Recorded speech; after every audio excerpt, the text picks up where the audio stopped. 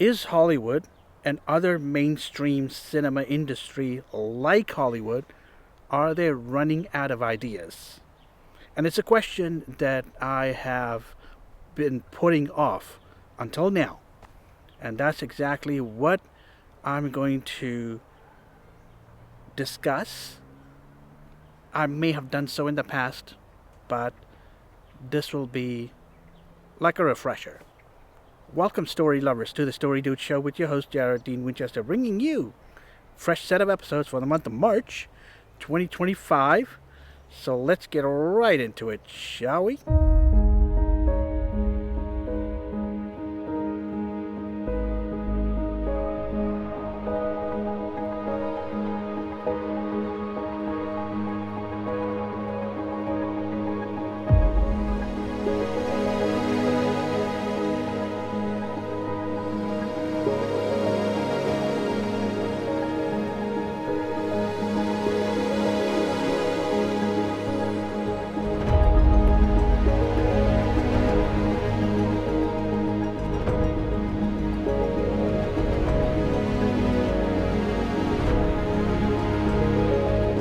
The age-old question that I'm posing today is not something that just came up.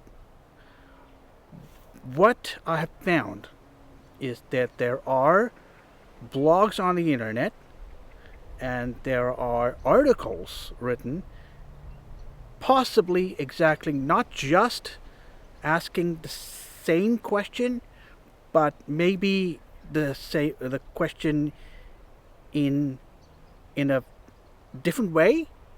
But what I'm going to tell you is that Hollywood has been running out of ideas because of, I'm going to get back to this thing again, something called the critics.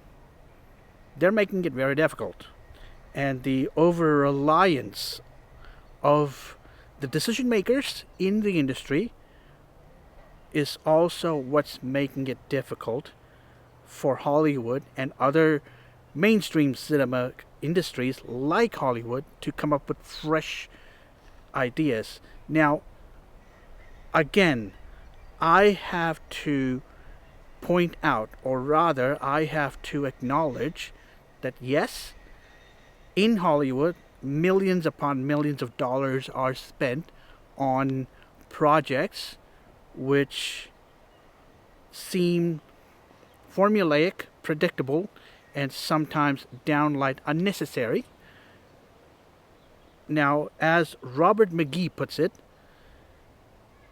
you just wasted 2 hours of my time. I want it back. Well, guess what?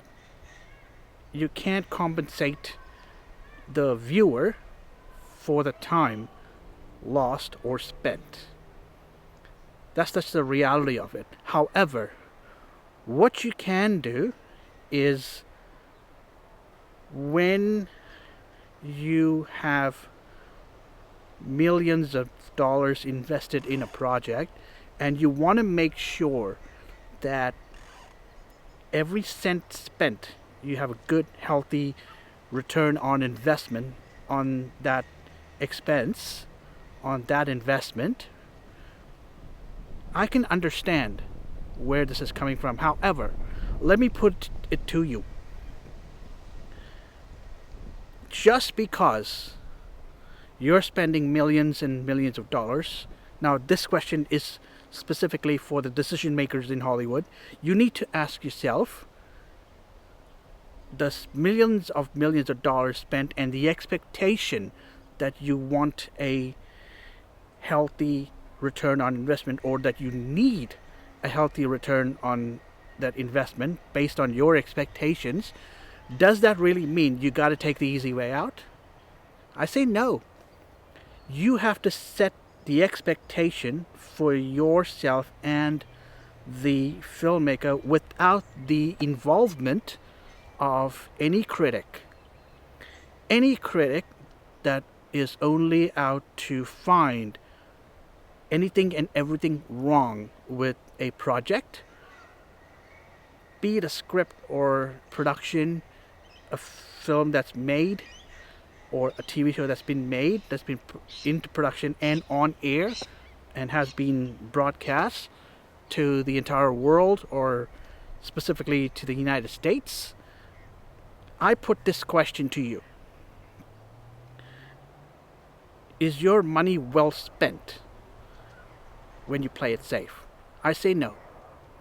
What you're not doing, upon spending millions and millions of dollars, you're not expecting, on top of the financial investment of returns, financial return on investment rather, I'm going to tell you, you need to raise the expectation from filmmakers, but not the critics. You cannot afford any more because of the advent of the internet, and because, let me tell you something, it is us, the viewer, who gets to see your films, who gets to see the final product that you've produced. Not the critics, not the frickin' gatekeepers. So you need to get rid of them as soon as possible. Now, I'm not saying this because I'm against criticism. I will, however, say, like I've said before, here on this show and in my podcast, I welcome constructive criticism. What I will not welcome is destructive criticism and any condescension shown by a critic. Any condescending behavior that is shown just by looking at the feedback given by a critic. For example,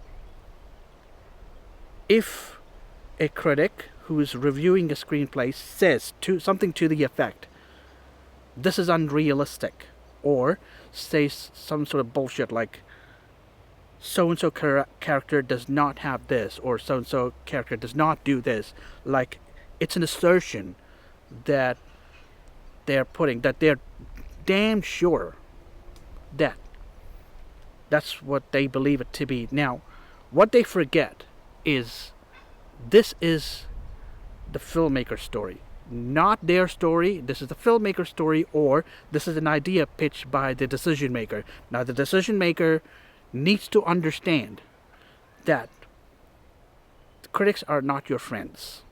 They're not there to help you, even though you have trusted them to help you decide. And like I have mentioned before in a previous episode, you can go ahead and check it out. But in one of those episodes, I did say that producers and decision makers were giving away their power to make solid decisions of whether or not a project, a film, or a script is good enough or is viable enough to be in the commercial space. And I believe the word that is being used is commercial viability or commercially viable. Now, that is entirely up to the decision maker to decide on that. But what are they doing? They're relying heavily on the critics to do this. And that is where they're shooting themselves in the foot every friggin' time. And they still continue to do that. However, with the constant array of films being made that are either reboots, remakes, novel adaptations, and finally prequels. Now, I just watched The Lion King, Mufasa Lion King, just now, before making this episode, and I can tell you for sure the signs of it being a prequel are there. Maybe not as obvious as some people would see it, but the signs are there that this is a prequel movie to before the original Lion King came out. I will also say that, yes, it appears that as though reboots, remakes, adaptations from novels, and prequels may be a safe bet because the work's been done already. I would say the return on investment, the real return on investment, is not looking good. So, my advice to decision makers, especially producers in Hollywood, stop giving away your power. Take back the power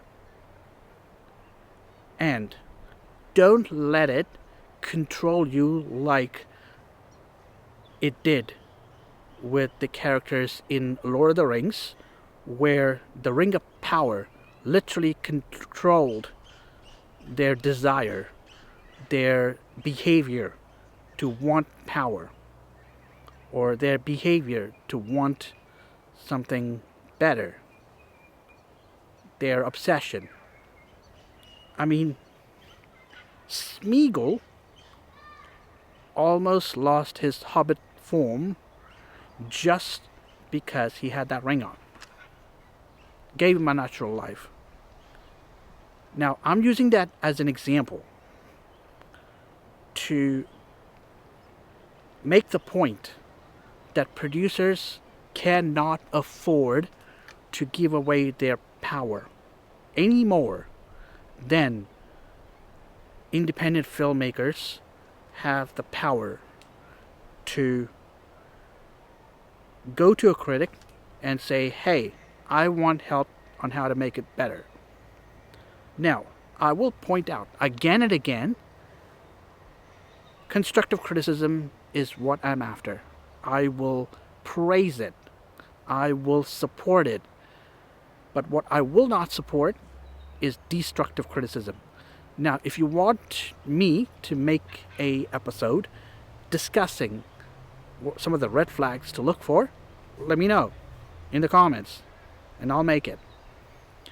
So, with that being said, yes, my answer is yes. Hollywood and other mainstream cinema industries are actually running out of ideas. But I have a question for you. Is there hope for mainstream cinema? Can mainstream cinema be salvaged? Is any part of mainstream cinema redeemable? Is there any redemption for mainstream cinema today? Given the fact that independent film seems to be a better option because you have avenues like YouTube and Vimeo to put your product out there for the world to see. Let me know. Is there any redemption for mainstream cinema? Like, is there any redemption for mainstream cinema? Can it be saved? Can it be salvaged? Let me know. With that being said, thanks for joining me today. This has been Jared Dean Winchester, also known as the Story Dude. I post episodes between 2 and 3 of them. So make sure you check all of my episodes out. Like, comment, and subscribe. And as always, until I see you again, don't forget to turn that page.